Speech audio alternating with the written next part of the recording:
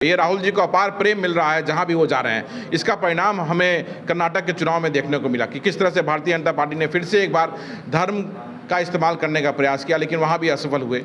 बिल्कुल आज जो देश में निम्न स्तर की राजनीति भारतीय जनता पार्टी कर रही है, उसी क्रम में एक और एग्जाम्पल उन्होंने अपना दिया है और अपने कार्यालय के बाहर ही एक बड़ा सा पोस्टर लगाया है जो उस पर ठग्स ऑफ इंडिया लिखा हुआ है और उसमें बिहार के सम्मानित मुख्यमंत्री माननीय श्री नीतीश कुमार जी की तस्वीर, श्री तेजस्वी यादव जी की तस्वीर, हमारे आदरणीय नेता श्री राहुल गांधी जी की तस्वीर और विपक्षी एकता के लिए जितने लोग आए हुए थे उन सभी की तस्वीर उसमें लगाई गई थी।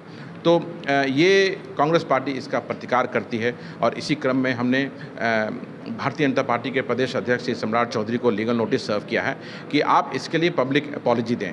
अगर पब्लिक अपॉलॉजी नहीं देंगे तो बिहार प्रदेश कांग्रेस सेवा दल young brigade defamation suit file करेगा आपके अगेंस्ट। देखिए, वो तो झूठ बोलना और जुमला देना उनकी पुरानी आदत है। अब आप देखेंगे पिछले 17 वर्षों में सीमित संसाधनों में बिहार के मुख्यमंत्री ने बिहार को कैसे आगे ले जाने का काम किया है और पिछले 17 वर्षों से लगातार विशेष राज्य और विशेष पैकेज की मांग वो कर रहे हैं, सरकार में रहते हुए भी और सरकार से बाहर भी रहते हुए, लेकिन उनकी सुनी नहीं गई। और लेकिन आज भारतीय जनता पार्टी जिसने अपना साथ नहीं दिया, हमारा साथ नहीं दिया बिहार के डेवलपमेंट में, आज वो आके झूठ फैला रहे हैं कि हमारे फंड से यहाँ पे डेवलपमेंट हुआ, जो कि बिल्कुल ही गलत है। ये तो उनके तंज कसने, ये नोटिस कौन ले रहा है? नोटिस लेने का बात ही नहीं, जनता हमारे साथ है, जनता हमारे साथ हो गई। ये राहुल जी को अपार प्रेम मिल रहा है जहाँ भी वो जा रहे हैं। इसका परिणाम हमें कर्नाटक के चुनाव में देखने को मिला कि किस तरह से भारतीय जनता पार्टी ने फिर से एक बार धर्म का इस्तेमाल करने का प्रयास किया, लेकिन वहाँ भी असफल हुए और कर्नाटका की जनता ने कांग्रेस पार्टी को अपना प्यार और सम्मान दिया।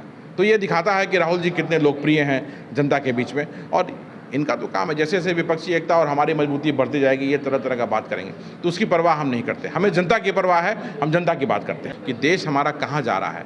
ठीक है, पूरा देश में पूरे देश का विकास की बात अगर हम नहीं करेंगे तो किसी एक पॉइंट पे ले जाके बात करके बात, ठीक है, वो उन्होंने किया, वो उनका आउटलुक था, उनके पास नंबर्स थे, उन्होंने किया, उस पर मैं नहीं जाना चाहूँगा। लेकिन जब विकास की बात यहाँ पे आएगी तो आज देखिए आप देश में महंगाई किस तरह से है, बेरोजगारी किस तरह से है, वो उससे हर लोग परेशान हैं।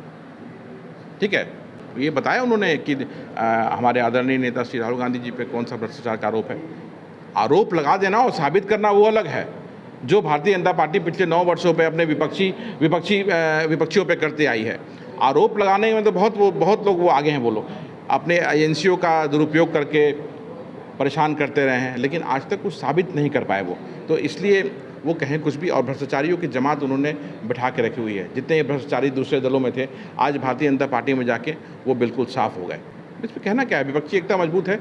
दूसरे राउंड की बैठक होनी है, उस पर सीट शेयरिंग और जितने विभिन्न मुद्दे हैं उन सभी पे बात होगी। यही मेन है ना कि इसी सब चीज़ों का प्रॉब्लम उन्हें हो रहा है कि कैसे विपक्ष मजबूत हो रहा है, कैसे एक हो रहा है, जिसके कारण वो भ्रम फैलाने का काम कर रहे हैं। वो बिल्कुल बनेगा। 2024 में भाजपा मुक्त भारत हम देखने जा रहे हैं और बिहार जो लोकतंत्र की जननी रही है, यहाँ से हम क्रांति की धरती रही है, यहाँ से हमने एक नया आयाम लिखने जा रहे हैं और बिहार डिसाइड करेगा 2024 में एक नई सरकार देश को हम देने जा रहे हैं।